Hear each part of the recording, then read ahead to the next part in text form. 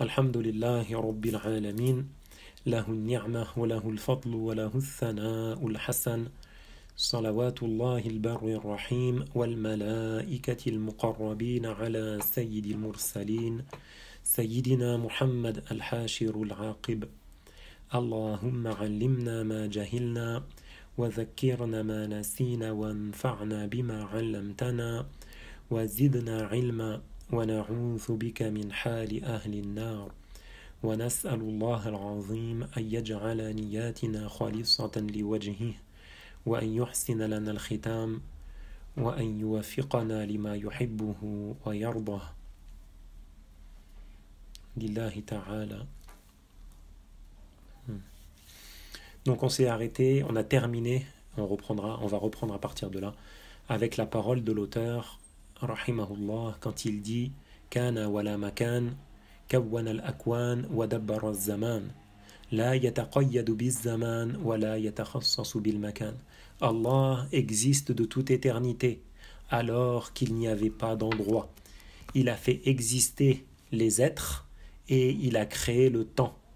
Il ne dépend pas du temps et il n'est pas concerné par l'endroit. Donc quand juste une précision, un rappel, on recite ce qu'on avait cité, mais qui est important de comprendre parce qu'il y a des gens qui ne comprennent pas ce sujet correctement. Quand on dit Allah n'est pas concerné par la localisation, quand on dit Dieu n'est pas localisé, quand on dit Dieu, on ne lui attribue pas l'endroit, quand on dit Dieu n'est pas quelque part, ce que ça veut dire par là, ça n'est pas qu'il serait partout, dans toutes les directions, comme l'air diffus dans tous les sens. Non, ce que ça veut dire quand on dit il n'est pas concerné, ça veut dire que Allah existe avant toutes les créatures, sans toutes les créatures. Et Allah ne change pas. Donc obligatoirement, Allah existe sans les localisations, sans les endroits, sans les quelque part, sans les devant, derrière, à droite, à gauche. Allah n'est pas concerné par ces choses-là. C'est ça que ça veut dire. Ça ne veut pas dire que Dieu, il serait partout, comme certains, ils le prétendent, et c'est faux. Et cette information-là, comme quoi Allah, il n'est pas concerné par les localisations, c'est compris de la parole du prophète, alayhi salatu wassalam, quand il a dit « Kan Allahu wa lam yakun shay'un ghayruh » Allah existe de toute éternité, sans début à son existence, et il n'y a rien de toute éternité. Il n'y a rien qui n'a pas de début autre que lui. C'est ça que le prophète a mentionné. Et c'est de là que les savants ont déduit une de parmi les preuves que Allah n'est pas dans une localisation, n'est pas localisé, n'est pas quelque part, n'est pas dans une direction, puisque ces choses-là sont créées et que Allah, qui en est le créateur, existe avant ces choses-là, sans ces choses-là. Pareil, c'est ce que l'on comprend de la parole du prophète que l'on avait cité quand il a dit que Allah, rien n'est au-dessus de lui et rien n'est au-dessous de lui. On avait mentionné cette parole quand il a dit alayhi salatu wassalam Allahumma anta zahiru falaysa fawqaka shay wa anta al-batinu falaysa dunaka shay. Et Al-Bayhaqi, quand il a cité cette parole du prophète, a dit on en a déduit la preuve à partir de ce hadith qu'étant donné que Allah n'a rien au-dessus de lui et rien n'est au-dessous de lui, c'est qu'il n'est pas quelque part. Il n'est pas localisé quelque part, il n'est pas dans un endroit. Et c'est aussi ce que l'on comprend de la parole de l'imam Ali, et c'est ce qui est dit par l'imam Ali, quand il a dit « Kan Allahu wa la makan, wa huwa al-ana ala ma alayhi kan » Allah existe sans début, et sans début, il n'y a pas d'endroit, il n'y a pas de lieu, il n'y a pas de direction. Et il est maintenant tel qu'il est, sans début. Il ne change pas. Parce que ce qui change, on l'a prouvé à plusieurs reprises, ce qui change, ça a un début. N'est-ce pas que le prophète Ibrahim, alayhi salam, lorsqu'il a appelé son peuple à adorer Allah, et que son peuple adorait les astres, la lune, le soleil, Ibrahim, qu'est-ce qu'il leur a dit? Quand il a vu, quand la lune s'est levée, Ibrahim l'a désigné en disant « Hadha Rabbi » c'est ça que vous voulez que j'adore? Ce serait ça, soi-disant, mon Seigneur? Et quand la lune, la lune a fait son cycle et qu'elle est redescendue, elle s'est couchée, qu'est-ce qu'il leur a dit? Inni la uhibbul afilin. Moi, je n'adore pas ce qui change. Moi, je n'adore pas ce qui change. Parce que ce qui change, par définition, ça a besoin de qui le fait changer. Ce qui change, obligatoirement, ça a un début, comme on a pu le mentionner. Mais c'est une preuve que le prophète Ibrahim lui-même a utilisé. C'est pas quelque chose que... Il y a quelqu'un qui a inventé il y a 50 ans et qui s'est dit, tiens, je vais... Non, c'est une preuve, c'est un argument que le prophète Ibrahim lui-même a utilisé contre son peuple pour montrer l'infondé de leur croyance quand ils adoraient les astres. Quand il leur a dit « Inni la uhibbul afilin » c'est ça que vous adorez, vous? Mais moi, j'adore pas ce qui change. Mais comment vous voulez que j'adore ça? Moi, j'adore pas ce qui change. Moi, j'adore pas ce qui change. Pourquoi? Parce que ce qui change, ça a besoin de qui le fait changer. Parce que ce qui change, c'est quelque chose qui a obligatoirement un début. C'est quelque chose qui ne mérite pas d'être adoré, qui n'a pas la divinité. Donc, ce n'est pas Allah, ce n'est pas Dieu. Et on a cité aussi la parole de l'arrière-petit-fils du prophète, Zaynul Abidin, qui s'appelle Ali, comme son grand-père, qui était le fils d'Al-Hussein, le petit-fils du prophète. Al-Hussein, le deuxième garçon de l'imam Ali et de Fatima, qui est le petit-fils du prophète. Donc ce Al-Hussein là, il a eu un enfant, un garçon, qu'il a appelé comme son père, il l'appelait Ali.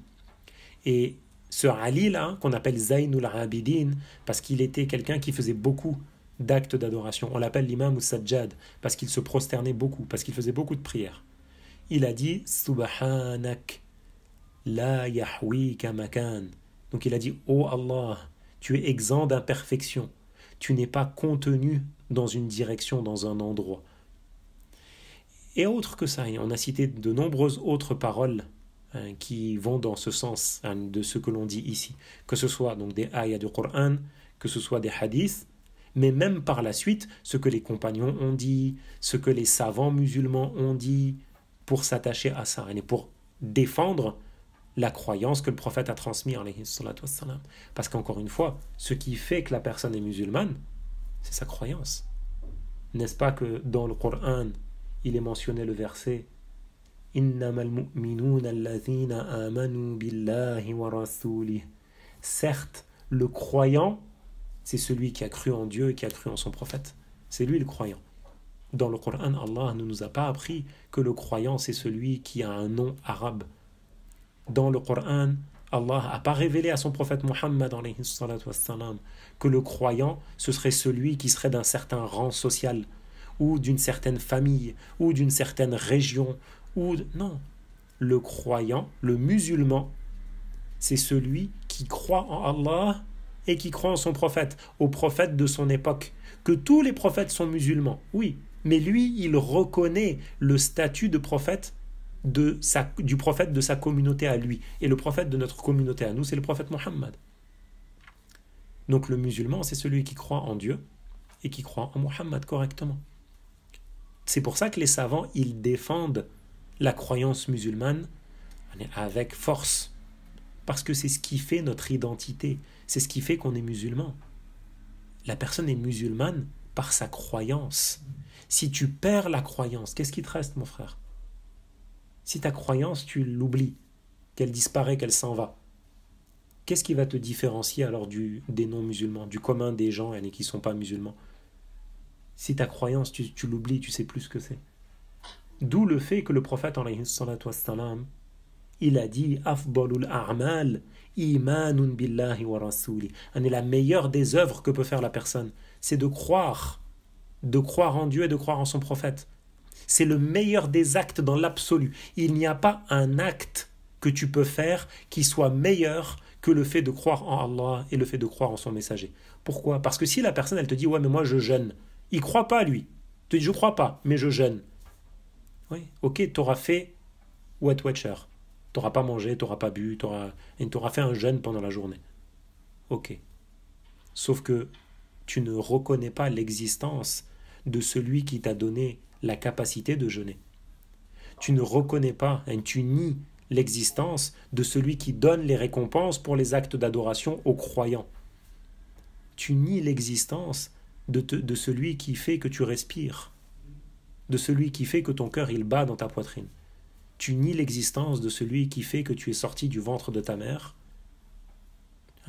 Comment est-ce que ton acte, il pourrait être mieux, te donner quelque chose de plus que celui qui aura cru en qui l'a fait exister, en qui a fait exister ce monde, celui qui aura cru en Allah. Bien évidemment, la croyance, elle est plus méritoire que les œuvres, parce que les œuvres, elles sont créées par Allah. La croyance est créée par Allah. Celui qui croit en Dieu, il reconnaît qu'il y a un créateur, qui ne ressemble pas à ces créatures, qui a pour attribut la puissance, la science, la volonté, qui fait que tout ce qui se passe dans ce monde a lieu, comme on connaît, et comme on a vu depuis le début qu'on a fait Al-Aqidatul Murshida, comme on a fait. Mais sauf que celui qui fait l'acte, il n'a pas cette croyance-là. Comment est-ce qu'il rechercherait le moindre bienfait alors qu'il ne croit même pas en Allah? D'où le fait que le prophète a dit que la meilleure des œuvres, c'est la croyance. Et d'où le fait que les savants, depuis l'époque des compagnons jusqu'à maintenant, les savants musulmans, ils s'attachent à ça. Ils s'attachent à faire comprendre les sujets de croyance correctement, à faire distinguer aux gens. Comment est-ce que tu fais distinguer? Comment est-ce que tu amènes aux gens les sujets de croyance correctement? Tu les amènes en donnant les preuves. Et les preuves qui viennent montrer le vrai de la croyance musulmane, c'est bien évidemment le Coran, c'est bien évidemment la parole du prophète, mais c'est également la raison, le fait de la logique de cette religion, la logique de cette croyance. Et c'est à partir de là que tu montres la véracité de la religion musulmane, et c'est à partir de là que tu dévoiles le faux de certaines personnes et de leurs prétentions. Comme ceux qui prétendent qu'Allah il est limité, qu'Allah il serait quelque part, même s'il te dit mais on ne sait pas où. Comme ceux qui prétendent qu'Allah il ne crée pas toute chose. Comme ceux qui prétendent qu'Allah il ne sait pas toute chose. Ceux-là, leur croyance, elle n'est pas correcte. Ceux-là, ils n'ont pas la croyance des musulmans. Ce n'est pas ce qui est mentionné dans le Coran. Ce n'est pas ce que le prophète il a dit. Et c'est quoi la croyance de l'islam si ce n'est pas ce qui est mentionné dans le Coran et si ce n'est pas ce que le prophète a dit? C'est quoi alors? C'est chacun il fait ce qu'il veut. Sur la base de quoi? Qui a dit ça? Où le prophète a dit? Où est-ce qu'il est mentionné dans le Coran? Faites ce que vous voulez. Faites ce que vous voulez. Il n'y a pas, c'est pas comme ça. Mais subhanallah, les savants, ils ont défendu cette croyance-là. Les savants de manière générale. On a mentionné par exemple Abu Hanifa.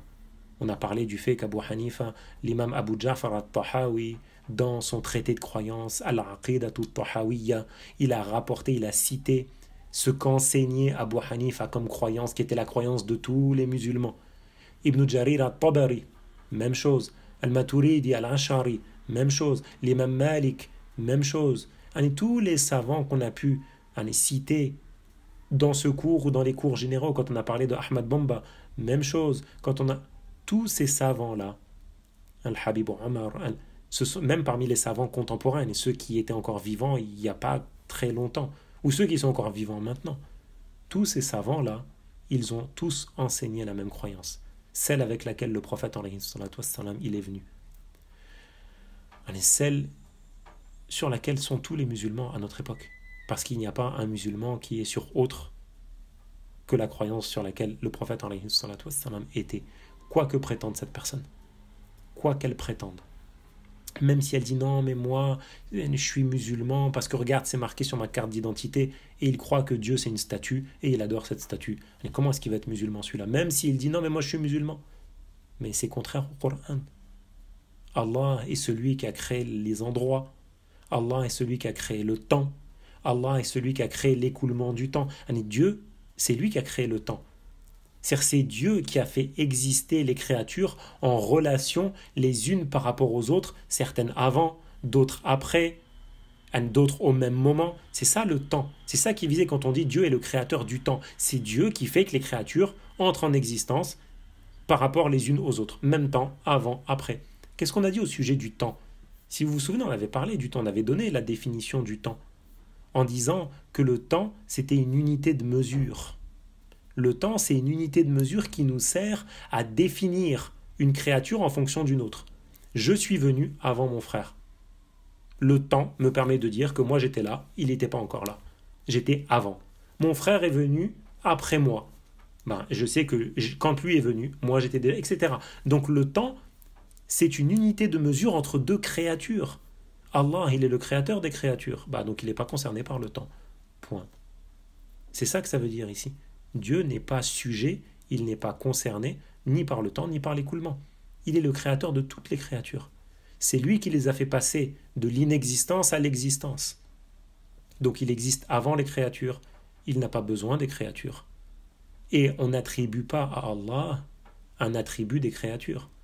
C'est ce qu'a dit Abu Hanifa quand il a dit La yushbihul khaliqu makhluqa. Le créateur n'a aucune ressemblance avec sa créature. C'est ce qu'a dit l'imam Abu Ja'far al-Tahawi, ce qu'il a rapporté d'Abu Hanifa quand il a dit dans l'Aqidah al-Tahawiyya wa man wasafa Allah bima'nan min ma'ani al-bashar faqad kafar. Celui qui attribue à Allah un des attributs des êtres humains, une caractéristique des humains, ce qui fait partie des êtres humains, alors celui-là, il n'est pas musulman. Celui qui attribue à Dieu, qui a pour croyance que Dieu a le même attribut, la même caractéristique qu'un être humain, en réalité, il n'adore pas Allah, il adore une créature. Donc c'est pour ça qu'Abu Hanifa a dit, celui-là, faqad kafar, il n'est pas musulman. Donc c'est aussi pour ça qu'il n'est pas permis de dire au sujet de Dieu, il est dans une localisation en particulier, ou il serait dans toutes les localisations en même temps, tous les endroits en même temps. Non. Ni de dire, il serait dans une époque en particulier, ou il serait dans toutes les époques. Non, Allah existe avant le temps, sans le temps. Allah existe avant les formes, sans les formes. Avant les tailles, sans les tailles. Avant les comment, sans les comment. Avant les limites, sans les limites. Avant les endroits, les localisations, sans les endroits et les localisations. Et c'est ça le sens du verset dans Surat Ash-Shura qu'on a mentionné. Laysa kamislihi shay'. Rien n'est tel que lui, rien ne ressemble à Allah de quelque manière que ce soit. C'est ça le sens de Walam yakul lahu kufuwan ahad. Allah n'a aucun équivalent. C'est ça le sens de Fala tadribu lillahi al-amthal. N'attribuez pas à Allah de ressemblant. Toutes ces ayats ou autres parmi les hadiths, etc., qu'on a pu mentionner, c'en est l'explication. C'est une partie de l'explication. Ensuite, l'auteur, rahimahullah, dit Wala yashghaluhu sha'nun an sha'nin. Wala yashghaluhu sha'nun an sha'nin. C'est-à-dire, aucune chose ne l'occupe au détriment d'une autre. Ça veut dire quoi quand l'auteur dit il n'y a rien qui occupe Allah? Ça veut dire que Dieu est celui qui fait surgir les choses, et celui qui fait exister les choses, celui qui les fait passer de l'inexistence à l'existence, par sa volonté. C'est par la volonté de Dieu que les choses entrent en existence. C'est par sa puissance qu'il les fait exister, conformément à sa science. La volonté de Allah, la puissance de Allah sont des attributs de Dieu, qui n'ont pas de début, qui ne changent pas. Parce que sinon Allah lui-même aurait alors un début et changerait. Donc la création de Allah, c'est aussi un attribut de Dieu, qui n'a pas de début, qui ne change pas. Allah crée sans avoir besoin d'un organe ou sans être qualifié par un organe ou sans avoir l'utilisation d'un instrument, d'un objet par exemple. Quelque chose entre en existence, et ce que Allah fait exister, c'est par sa volonté et c'est par sa puissance. Celui qui est occupé par une chose plutôt qu'une autre, c'est celui qui est composé d'organes, qui est composé de parties, qui est composé de membres. Allah, il n'a pas toutes ces choses-là. Il n'est pas concerné par les organes, il n'est pas concerné par les membres du corps. C'est pour ça que le fait que Dieu crée une chose ne l'occupe pas. Celui qui est occupé, par exemple tu répares ta voiture, tu es occupé, parce que tu as des membres, des organes, tes membres et tes organes sont concentrés sur la réalisation d'une chose. Tu es donc occupé. Mais Allah, il n'est pas concerné par les membres, il n'est pas concerné par les organes, il n'est pas concerné par les instruments, les outils, ce genre de choses. Ça, ce sont des créatures. Allah, il ne ressemble pas à ces créatures. Donc, étant donné qu'il n'est pas concerné par ces choses-là, il est impossible à son sujet le fait qu'il soit occupé. Et rien n'empêche Allah de faire exister ce qu'il veut au moment où il le veut. Une chose entre en existence, ce qui entre en existence, ça a lieu parce que Allah l'a voulu. Et parce que c'est quelque chose qui est de l'ordre du possible selon la raison. Allah fait exister cette chose-là quand il veut. à l'instant où Allah l'a voulu que cette chose-là, elle existe. Dans la localisation pour laquelle il a voulu que cette chose-là, elle existe.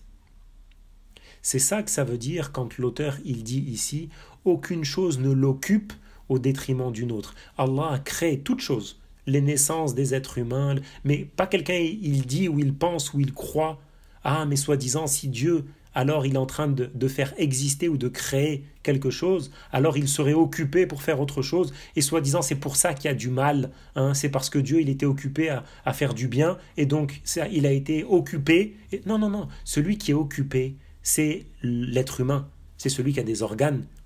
Allah crée toutes choses, c'est lui qui a créé ce monde, il a créé tout ce qui se trouve sur ce monde. Tous les actes des êtres humains sur ce monde, à chaque seconde, chaque battement de cœur, chaque circulation d'une goutte de sang dans le corps, chaque respiration, c'est créé par Allah. Rien ne l'occupe. Allah n'est pas concerné par les organes. Aucune chose ne l'occupe au détriment d'une autre. Il n'est pas concerné par le temps. Il n'est pas concerné par les organes comme l'être humain, le corps. Donc il n'est pas concerné par le fait d'être occupé. Celui qui est occupé, c'est la créature. Le Créateur, lui, il fait exister ce qu'il veut au moment où il le veut. Allah Ta'ala nous a appris dans le Coran Innama amruhu idha arada shay'a an yaqula lahu kun fayakun. Ce verset, il nous apprend que Dieu crée ce qu'il veut. Ce verset, c'est ça que ça nous apprend. Allah crée ce qu'il veut. Il n'est pas concerné par la fatigue. Il n'est pas concerné par les organes. Nul ne l'empêche de faire exister ce dont il veut, l'existence de toute éternité, au moment dans lequel il veut l'entrer en existence. Et cette chose-là existera conformément à ce qu'il a voulu qu'elle soit. C'est ça la réalité et c'est ça la croyance musulmane. Ici, attention, dans ce verset-là, Innama amruhu idha arada shay'an an yaqula lahu kun fayakun. C'est-à-dire, si quelqu'un traduit littéralement par sa création, si Allah Ta'ala veut quelque chose, alors il dit à cette chose-là soit et cette chose-là a lieu. Si quelqu'un traduit ça comme ça, il va prétendre que Allah il dit kun à chaque fois qu'il y a une créature qui entre en existence. Le sens de ce verset, si quelqu'un il le prend selon le sens apparent, ça laisserait croire à certains, ou il est possible que quelqu'un qui a une mauvaise compréhension et dont la croyance elle est corrompue, prétendent que ce verset veut dire que Allah, à chaque fois qu'il veut créer quelque chose, soi-disant, il dirait kun. C'est deux lettres en arabe, le kaf, nun. Kun. Kun. Kun. Mais c'est pas possible. De visu, c'est pas possible. Tu vois que c'est pas possible. Combien il y a de naissances dans le monde par seconde? Combien il y a de décès dans le monde par seconde? Combien il y a de gens qui tombent dans le monde par seconde? Tout ça, c'est créé par Allah. Si quelqu'un prétend qu'à chaque fois que Dieu veut créer quelque chose, il dit « kun », mais dans ce cas-là, soi-disant, ce serait quoi? « Kun, kun, kun, kun, kun », non-stop comme ça? C'est quoi cette croyance? Mais qu'est-ce que c'est que cette croyance? Et ces gens-là, les mêmes, ils viennent te prétendre que soi-disant, au dernier tiers de la nuit, Dieu, il descend jusqu'au premier ciel, parce qu'il a, selon eux, il est assis sur le trône, et puis il descendrait jusqu'au premier ciel, au dernier tiers de la nuit, et il dirait « Ô vous les gens, s'il y a sur terre qui m'invoque, alors je l'exauce, et s'il y a sur terre qui me demande le pardon, alors je lui pardonne. » Et quand le dernier tiers de la nuit, il est terminé, alors soi-disant, il remonte sur le trône. Ces deux, cette prétention-là, qu'ils tirent à partir d'un hadith, Yanzilu Rabbuna. Ils ont dit Yanzilu Rabbuna, ça veut dire Allah descend.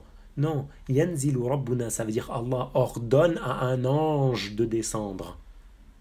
Yanzilu Rabbuna, ça ne veut pas dire Dieu descend. Même si, oui, mais attends, il y a le verbe descendre et il y a Rabbuna, c'est notre Seigneur. Donc, soi-disant, notre Seigneur. Non, non. Comme quand tu dis, par exemple, le roi a conquis ce pays, ou le roi conquiert un tel endroit.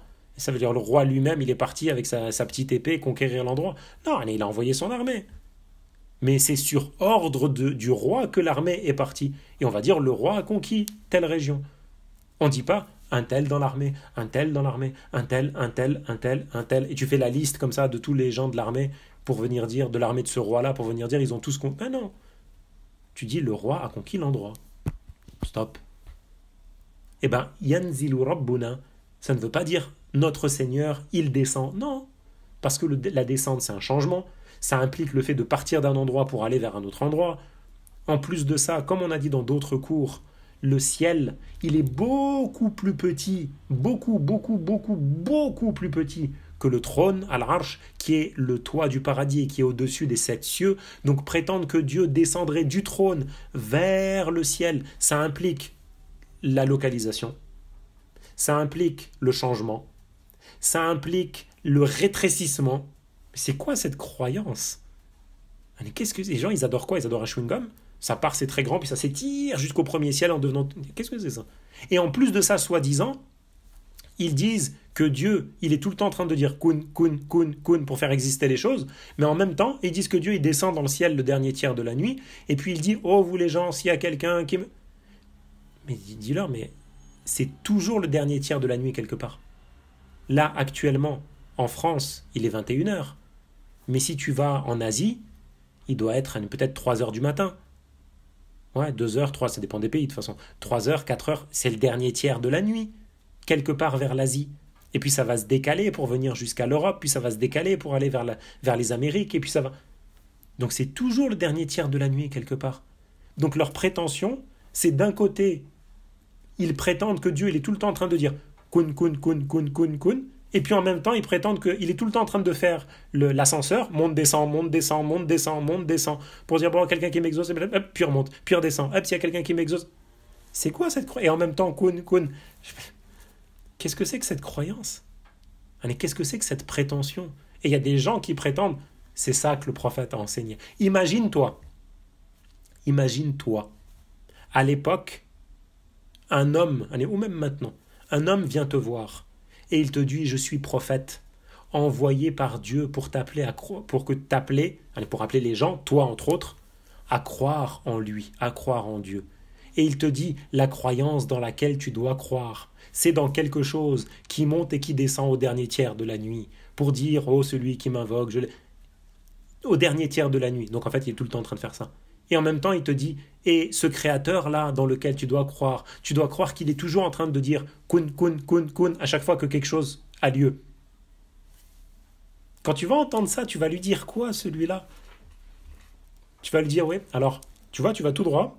À droite, là, il y a un établissement, ça s'appelle un hôpital psychiatrique. Juste, parle pas, ils vont comprendre, t'inquiète pas. Comment cette personne-là, comment les gens peuvent concevoir que le prophète Muhammad, lui, qui est la plus intelligente des créatures, lui qui est le meilleur de tous les prophètes, lui qui est celui qui avait les paroles claires, quand il parlait, c'était limpide. Quand il parlait, il n'y avait pas d'ambiguïté. Quand il parlait, il avait les arguments qui étaient forts, comme tous les prophètes. Regarde le prophète Ibrahim, ce qui est rapporté à son sujet. Comment il a répliqué au roi An-Numrud, quand le roi Numrud, il prétendait la divinité. Et il disait, le roi, il disait, moi je donne la vie, je donne la mort, comme ton Seigneur, soi-disant. Il disait à Ibrahim. Ibrahim, il lui a dit, Allah, il fait se lever le soleil à l'est, fais-le lever à l'ouest, toi. Numrud, qu'est-ce que tu veux qu'il réponde à ça? Rien, il n'a rien trouvé à répondre. Parce qu'il était incapable, parce qu'il ne crée rien du tout. Les prophètes, Dieu les a envoyés avec des arguments forts, avec une grande intelligence, une grande perspicacité. Comment on peut concevoir que Dieu aurait envoyé un prophète, soi-disant, qui aurait enseigné aux gens l'ascenseur et le kun kun kun kun kun non-stop? Comment ça? Mais il y a des gens à cette époque, ils entendent ça, ils te disent « Ah, mais c'est dans le hadith, ou c'est dans la ayah du Coran. » Non, dans la ayah du Coran, il n'est pas dit Dieu dit kun kun. Non, il est dit Innama amruhu idha arada shay'an an yaqula lahu kun fayakun. Ce que ça veut dire, c'est lorsque Allah veut qu'une chose existe. Et si Allah a voulu qu'une chose existe, alors cette chose-là entre en existence au moment où il a voulu qu'elle entre en existence. Dans ce moment-là et pas un autre moment. C'est ça que ça veut dire. Allah crée ce qu'il veut. C'est ça le sens de cette ayah. Et le sens de yanzilu rabbuna, c'est que Allah ordonne à un ange de descendre et non pas que Allah il descendrait lui-même, parce que cette croyance-là, elle est contraire à la croyance des musulmans. Allah guide qui il veut. Allah guide qui il veut. Dans le Coran, il est mentionné yudillu bihi kathira wa yahdi bihi kathira. Allah égare par le Coran beaucoup et il guide par le Coran beaucoup. Ça veut dire quoi, Dieu il l'égare par le Coran? Le Coran, ce n'est pas un livre d'égarement. Mais étant donné la mauvaise compréhension de certaines personnes, certains lisent, de nombreuses personnes, tu trouves des gens, c'est pas juste un dans le monde entier depuis 1000 ans, tu trouves des gens qui lisent le Coran et du fait de leur mauvaise compréhension, de leur manque d'intelligence, de leur manque d'apprentissage de la science, ils se retrouvent à lire des choses et à dire bah ça veut dire ça. Oui, sauf que le ça en question, c'est contraire à la religion musulmane. Tu as fait une interprétation des textes de ta tête alors que tu n'en es pas capable. Tu n'es pas qualifié pour ça. Tu n'as pas la science qui te permet de venir dire ça veut dire ça. Ça veut dire ça. Ça, c'est ça qui est visé. Tu n'es pas qualifié. Les Français, ils ont une expression, chacun reste à sa place et les poules, elles seront bien gardées. Chacun à sa place. L'imam Shafi'i, il disait, celui qui se donne une valeur, un degré, qui est plus que son réel degré, celui qui prétend avoir un mérite, avoir un statut, qui n'est pas son statut, celui-là, Allah le rabaissera pour le ramener aux yeux des gens à son vrai statut. Il sera dévoilé, celui-là. Celui-là, Allah fait qu'il retourne à sa place. Que Dieu nous préserve, qu'il nous accorde la bonne compréhension, qu'il nous renforce dans l'apprentissage de la science de la religion, parce que la réalité, c'est qu'il n'y a pas de sauvegarde sans apprentissage de la science. Parce que les sujets de religion, tu ne peux pas les apprendre tout seul. Tu ne peux pas savoir tout seul les explications, les preuves, les arguments, comment est-ce que tu vas faire la pratique, est-ce que telle chose elle est valable ou pas, est-ce que ça c'est permis ou c'est interdit, est-ce que tout ça tu peux pas le deviner tout seul. Allah a envoyé les prophètes pour ça, pour enseigner aux gens ce qui est de leur intérêt, pour leur éclairer les sujets dont ils ont besoin, ces sujets-là qui leur sont utiles, parce que tout seul les gens ils peuvent pas. Comment, si c'est vrai à l'époque même des prophètes, quand les prophètes sont présents, et à l'époque où il y a les musulmans avec beaucoup de science, qu'est-ce qu'on va dire à notre époque à nous? Où la science, elle est devenue rare. Elle existe, alhamdoulilah, attention, nous ne comprenons pas mal les choses. Elle existe. Des gens de science, des gens attachés à l'apprentissage de la religion de manière correcte, à l'enseignement de la religion de manière correcte. Il en existe beaucoup encore. Alhamdoulilah, avec des niveaux de science qui sont différents les uns des autres. Mais il en existe. Alhamdulillah. Dans les pays musulmans, nous on le voit avec un prisme franco-français, parce qu'on n'est pas dans un pays musulman. Mais si tu vas dans les pays des musulmans, tu trouves les gens qui sont attachés. Les gens qui sont attachés à la mémorisation du Coran pour les enfants depuis qu'ils sont petits. Là où dans certains pays, comme celui-là, ils sont attachés à la télévision, les tablettes. Dans d'autres pays, les enfants, ils les envoient à la madrasa pour apprendre le Coran, la récitation du Coran, la mémorisation du Coran. Là où, à cette époque, les parents, ils s'attachent avec grande force à faire apprendre par cœur aux enfants les tables de multiplication, au point que certains, ils les tapent quand les enfants, ils ne les connaissent pas par cœur. Par le passé, encore à notre époque, dans certains endroits, dans certains pays, ils s'attachent à faire mémoriser aux enfants ce matan, al-aqidatul murshida par exemple, pour que ça préserve l'enfant. Parce que ta table de multiplication de 8, de 7, de 6 ou ce que tu veux, dans ta tombe, elle te sera d'aucune utilité. Avoir appris par cœur et compris tous les traités de croyance qu'on a expliqués ici, alhamdoulilah, ça protège ta croyance. Et c'est ta croyance qui fait que tu es musulman. Et c'est par ta croyance que tu entres au paradis. C'est parce que tu es mort sur l'islam, en croyant en celui qui t'a créé, en croyant en celui qui te ressuscitera pour son jugement, que tu gagneras le paradis. Ta table de multiplication de 7, ça te fera peut-être gagner 50 €, mais ça ne te fera pas gagner beaucoup plus que ça. Il y a des gens, ils ont compris, encore à notre époque, quelle est l'importance des choses. L'intelligence est celui-là. Celui qui est intelligent, il sait accorder à chaque chose sa juste valeur. Et je dis, ah, un tel, il est intelligent, regarde comment il est intelligent. Il a monté une entreprise, il est intelligent. L'intelligent, c'est celui qui sait donner à chaque chose sa vraie valeur. Celui qui a consacré toute sa vie à courir après quelque chose qu'il va perdre, parce qu'il va mourir de toute façon. Celui qui a consacré toute sa vie à accumuler des biens qu'il va laisser, et c'est d'autres qui en profiteront après lui, c'est d'autres qui les utiliseront, et il aura perdu l'au-delà, parce qu'il n'aura pas œuvré pour ce qui se passe après la mort. Comment celui-là, on peut le qualifier d'être intelligent? Ah, c'est celui-là l'intelligent. Non. L'intelligent, c'est celui qui accorde à chaque chose sa vraie valeur. Et l'importance, le fait d'assister aux cours de religion, c'est un signe d'intelligence. Parce que ça montre que la personne elle a compris que c'est un bienfait pour elle, qu'elle en gagne des récompenses, que c'est quelque chose qui est comme une armure sur sa foi, sur son cœur, ça la renforce, ça la protège. Ça lui permet d'apprendre comment améliorer sa prière. Ça lui permet d'apprendre comment améliorer son jeûne, qu'est-ce qui est recommandé de faire, comment gagner davantage de récompenses, qu'est-ce qu'il doit éviter pour ne pas rater ou perdre des récompenses, etc., etc.